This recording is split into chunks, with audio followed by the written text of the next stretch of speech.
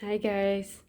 So today is the day after the new moon in Aquarius, and it's a very important day because the planet Uranus is stationing to go direct, and as of now, all the planets are in direct motion until the end of April. So this is a very interesting time of the year. It doesn't happen very often. But what I really wanted to talk about today is not so much astrology, even though I will be interwoven astrology into it.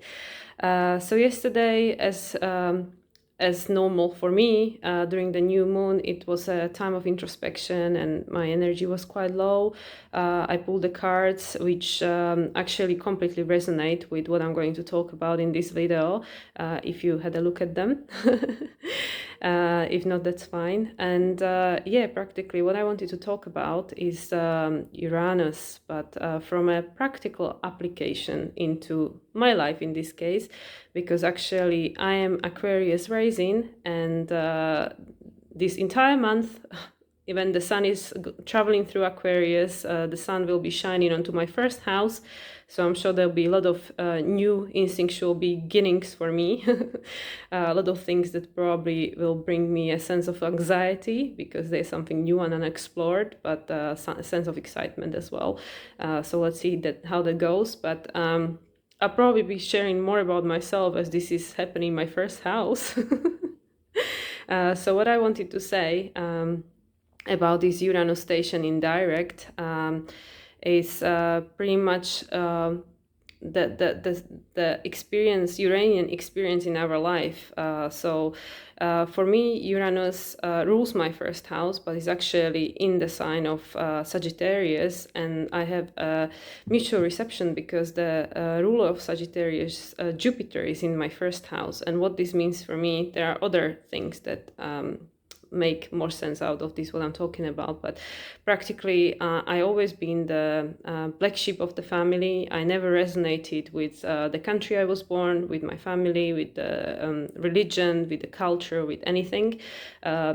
Even to this date, this still causes a lot of upset to my family, especially my mom. She just cannot accept it. How can I be so different?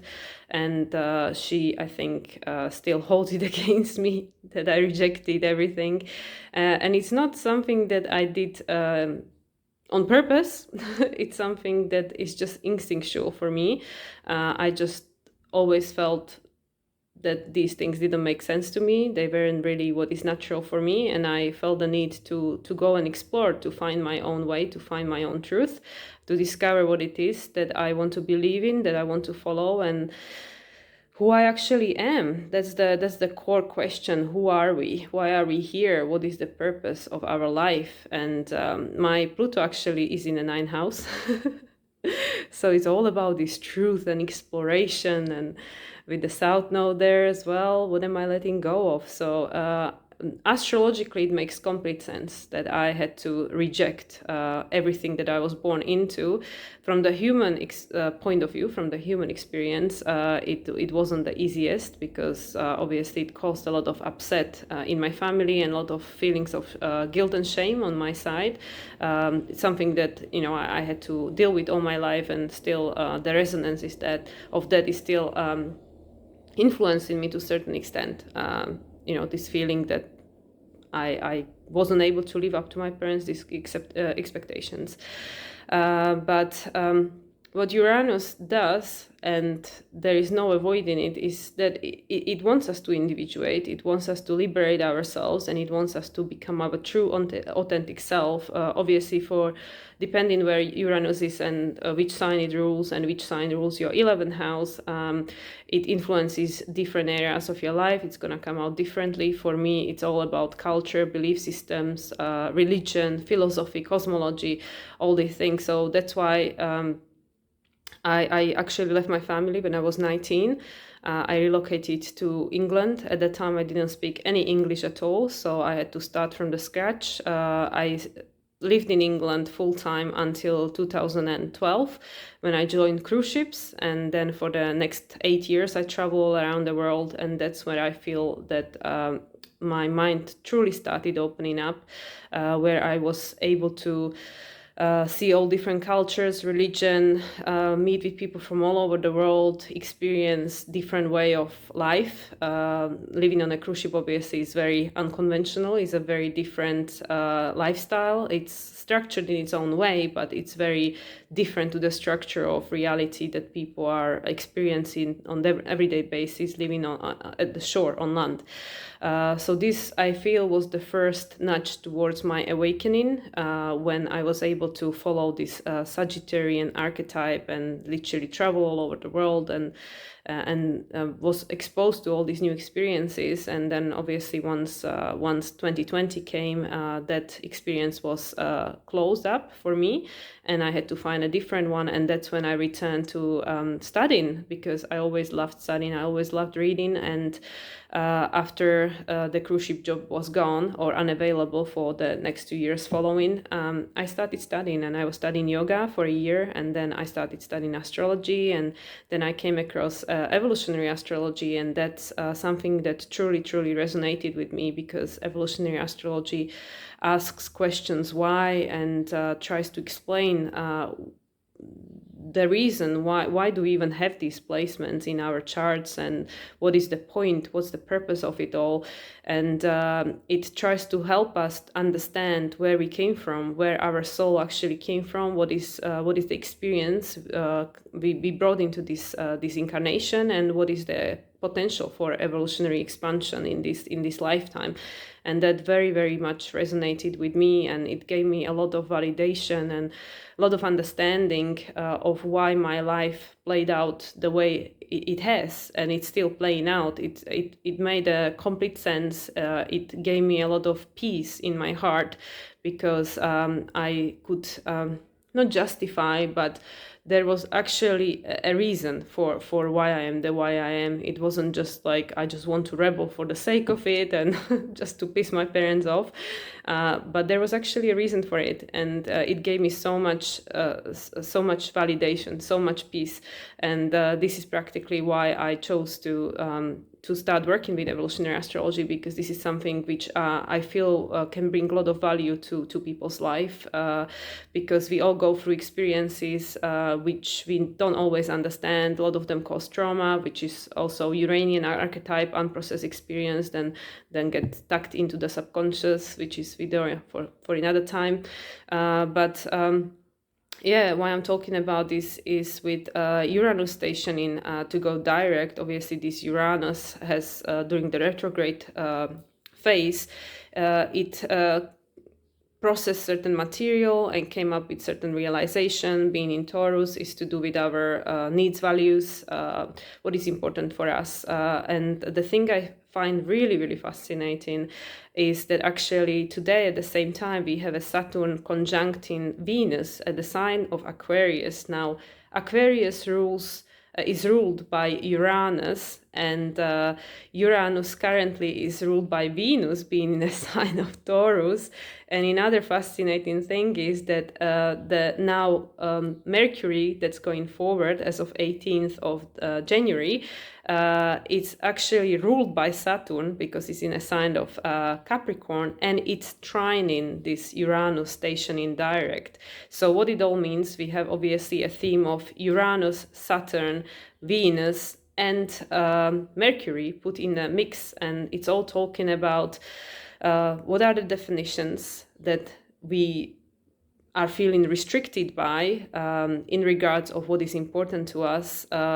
Again, what are the things we're telling ourselves about our reality that are keeping us stuck, and how can we liberate ourselves? So Uranus is all about liberation, it's all about individuation, it's all about being your true authentic self and living life in accordance with who you truly are at the deepest core level, and also aligning with people who are on the same fractal, because Uranus from the traditional astrology is the 11th house, which is the house of networking, friends, dreams, wishes, collaborations on the large scale. So what kind of people are we attracted to and want to collaborate with, learn from? So this is all kind of makes sense to me anyway. It all kind of brought into the mix together. It's again, as mentioned in my previous video, as I said, like kind of explained by the cards that came up yesterday when I pulled them, about the connections that we have to let go of, the things that are defining us but are actually not our present, they are our past. So the people we believe we are, that's people that we were. It's not necessarily people we are, or that we are bringing with us into the future. It's all up to us. And this Uranus station in direct is, with all the other planets going direct, is giving us this opportunity to actually free ourselves from these restrictions, from these definitions that we've placed onto ourselves. And that's why I'm sharing my own life experience, because the world and the culture and the family and the religion I was born into were not who I am. And it doesn't mean that just because you were born in a certain place, to certain family and to certain culture and religion and expectations of those, that's where you have to stay. That doesn't have to define you. It's not who you are. It's just an opportunity to see the polarity, the duality of the reality. And usually even Till Swanson talks about this, that we are actually normally born into complete opposite to what it is we want to experience on soul level, because we want to experience the other side of it. So we're born into something which straight away might not resonate with us. It might not. And then based on the repulsion and attraction to something else, we actually feel that there is something other that we need and we want. And we just have to go out there and then find what it is. And it's usually the opposite. So I'm still looking for it. I'm still finding it. This is a process. This is a life process. That's why when somebody says, what is the purpose of my life? The purpose is constantly changing as we are evolving, as we are becoming. We are in a state of becoming. There is not a final destination. Life is a journey. So it's not about getting to some place and then that's it. That's it. We made it. We learned everything. We overcame everything. It's like with the shadow work. It's never ending. There is no end to it. It's not like, I'm working on my shadow and now I'm done and now I can get on with my life. That's never gonna happen, because it's something that's ever present. And also from the point of shadow work, we are bringing stuff from past lives and from our past generation, ancestral trauma and stuff that is not even relevant to this, not relevant, but that hasn't even happened in this life. So that's why when people talk about how they done with their shadow work, it's just funny because there is no such a thing. So it's the same with this Uranus. Like now Uranus station in direct is actually it's an invitation to expect the unexpected, because with Uranus everything is possible. Uranus obviously rules the electricity. Anything is possible, and now Uranus being the last one to turn in direct, anything can happen. So again, that happening at the same time as Saturn is conjuncting Venus, Venus ruled by Uranus, and Mercury ruled by Saturn, making trine to Uranus. Anything might happen, guys. So it's literally just deciding what you really want. It's always the same message. I think this whole year is in this message, because this was the first new moon of the year, and it's very, very important. It's significant. It kind of gives the flavor of the year. And being it in Aquarius, which is all about liberation and individuation and becoming your true self, it gives the theme for the year. And that's why all this is a repeating message. It's literally about the lies we tell ourselves, our thinking process, how is our thinking, our way of thinking stopping us from doing or being who we really want to be, our values, not necessarily the values that the values that we have are not always ours. They've been projected onto us by our environment many times. So a lot of times when people get to the midlife crisis, quote unquote midlife crisis, which is Uranus opposition, it's between the age of late 30s, early mid 40s. So that's why these things happen at that time of the people's life. And that's the time where if people haven't made the changes they needed to make because of the soul contracts, because of what we came here to experience, the shifts that happen are usually quite traumatic, like quite huge. Because if people let 40 years of their life pass in a way that is not authentic and true to their real self, to their soul core essence, then things will happen. I actually, funnily enough, yesterday, I started reading the book from Jeffrey Wolf Green about Pluto, the volume 1, about the soul's journey of evolution. And that's really what he talks about, that, Pluto is the desire for the incarnation. So we are all in this together. As I mentioned in my last video, nobody's spared of the evolutionary path. We are all evolving, because there is nothing static in the universe. Everything is in a continuous and constant state of motion and fluidity. And if we don't evolve and change in a kind of natural, progressive way, like slower, continuous progression of evolution, then something cathartic happens, some catalytic experience that kind of forces us to make these changes.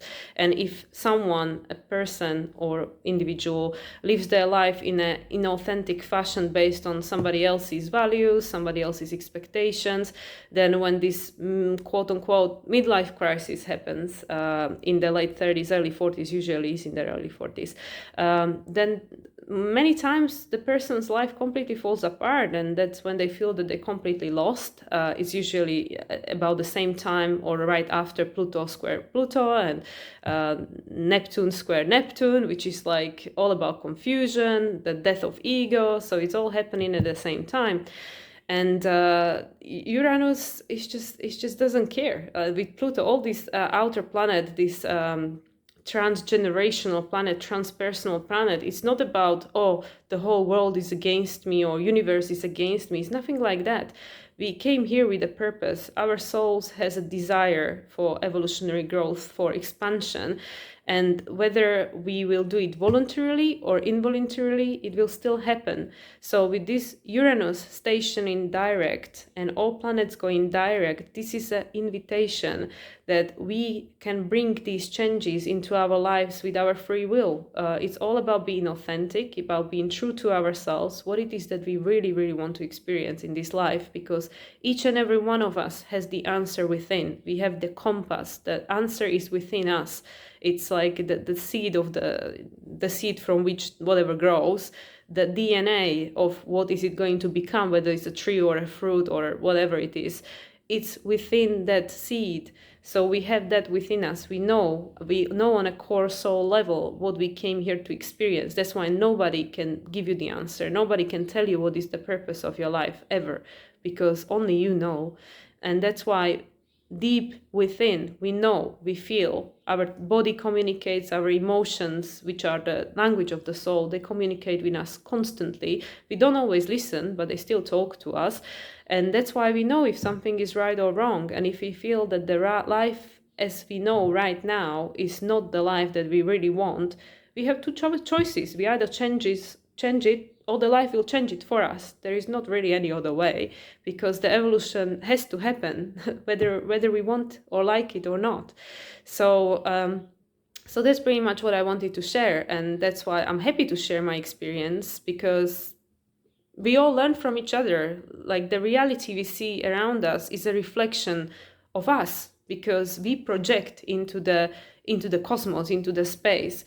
So the people, the situations, the circumstances, the person that pisses us off in a traffic or something, it's always a reflection of us. It's an invitation for what else we want to learn about ourselves that is hiding in our subconscious, that hasn't been healed and integrated. And I'm in the same boat, guys. It's not like I got it figured out. I'm learning every day. I'm getting triggered every day here too. So so this is a journey, this is a path, and today Uranus is stationing direct. So let's see what the upcoming weeks, months are going to bring. And like I said, with the Venus Saturn conjunction, where do we still feel restricted? Where do we feel that our needs are not being met? This is also about self-love, because Venus is the archetype of love, relationships, but how we relating to others, but also to each other. And with the Aquarius, it's all about the individuation, about how do I relate to my individuated self, about my true inner needs. And also because Uranus is in a sign of Taurus, is more internal. It's like whereas the Libra is the sign of the other. Taurus is all about what is my need, what do I need, what is my essential need for survival, for thriving, for all this. So this is all coming full circle where it's talking about the same thing. So where do we still not live in our full authentic life? Where do we still feel restricted, that we cannot have our needs met? And why? And what can we do to change it? What little baby steps can we bring towards that self-actualization, towards that individuation? Because obviously Uranus is in a position with Leo, which is all about self-validation, self-actualization, becoming your true authentic self in your Leo version, who you really are. What are the colors you want to show to the world? And also the next moon will be a full moon in Leo, so we'll get more idea, more integration of this new moon, this cycle that's happening now as we speak. So actually already 20 minutes talking, nothing new for me. I wanted to close this video with something that actually by accident. There are no accidents and no coincidences in the universe, but there is a book I started to read. It's called The 72 Names of God. It's actually been recommended in one of the groups I'm involved with. This is Vibrational Revelations, Elena and Alejandros, shout out to them. So they mentioned this book and that's why I got it. And actually I just randomly open it, accidents, on the page, which is the name of God number 58, which I also find fascinating purely because I never study Judaism or Hebrew, so I'm not going to call myself expert or anything, but just from following Jason Shirka. He mentioned that the number 13, 5 and 8 makes 13, is in Hebrew means love, and love, Venus. And then when you put it together, 1 and 3 is number 4. 4 is the number of stability, security, structure. Capricorn, Saturn. What do we have today happening? Venus-Saturn conjunction. That's what I mean. There are no coincidences, there are no accidents in the universe. So this is what I find. So practically the name 58 is letting go. And it says, it's often hard to let go of yesterday. We become prisoners to our past. We can't move forward. We can't get beyond past regrets and earlier traumas. Here we receive the courage to let it go. Ready? Jump. Inside. Our nature is to hang on to our pain and suffering. Our first inclination when happiness or the hope of a miracle stands before us is to say, it's too good to be true. This kind of consciousness is what prevents miracles and joy-filled future from materializing in our lives. We cannot have a fulfilling and miraculous future if we're hanging on to an unhappy and cynical past. Nothing more needs to be said. So here we are, guys, another confirmation. Nothing else needs to be said. So what past are you still clinging on to? What past versions of yourself? Because the person you were yesterday doesn't have to be the person you are today or the person you are going to become tomorrow. And this is what the Uranus, Aquarius, new moon in Aquarius, and the age of Aquarius is inviting all of us to do. To become your true self. There is nothing really else you have to do. We all came to this planet to have an experience from the soul level. We just want to explore something new and evolve. And as each and every one of us does that, the whole consciousness, the whole human consciousness and the whole universe evolves with us. So that's all we have to do, nothing else. So have a great week, guys. I hope this was helpful to someone. If not, thank you for watching anyway, and have a blessed week. Much love. Speak soon. Bye.